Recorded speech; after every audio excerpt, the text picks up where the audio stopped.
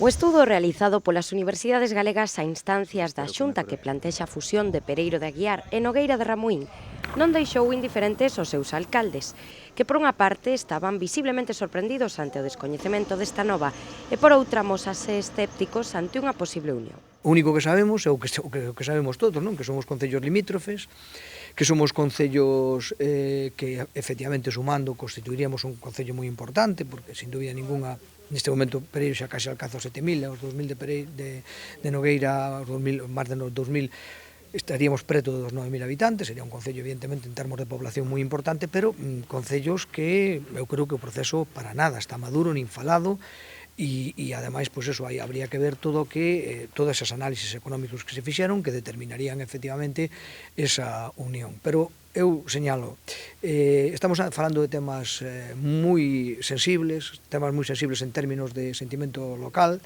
e máis alá das conclusións económicas que descoñezoas, pero poden ser favorables, creo que temos que respetar sobre todo a vontade dos veciños.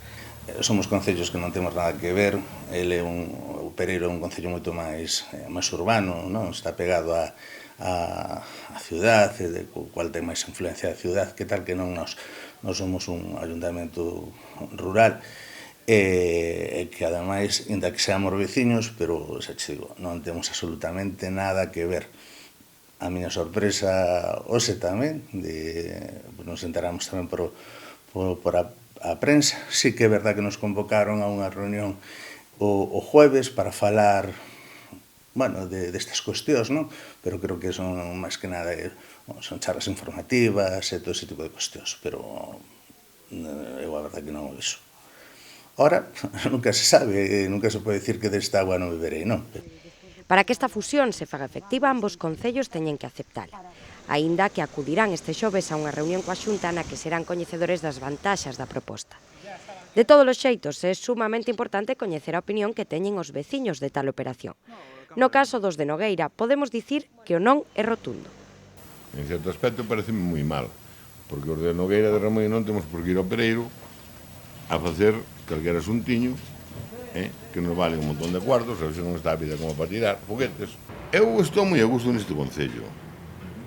Entonces, sei que vine aquí, veño a pé, desde a miña casiña, que eu vivo aquí, vou ao concello, arreglome as cousiñas, ese non é un día e outro, e non teño gastos. Prefiero que non, porque así temos aquí centro médico, e cousas do concello igual. Ou, se ven o do Pereiro para aquí, sí, pero se non, non. A ver, a mí me parece que cada uno quede con su forma independiente y después cuando sea necesario, porque claro, si se tiene que desplazar con coche, ya claro, entonces es más complicado, y si no, tienen que hacer un servicio también de autobús. Entonces, está bien la fusión, pero no para todas las cosas, porque son gente mayor y tampoco no tiene coche, entonces está complicado, necesitan aquí la farmacia, el servicio de médicos aquí. Por outra banda, en Pereiro non son tan reacios a esta idea. Creen que, mentras se manteñan os servizos na súa zona, é unha posible forma de aforrar.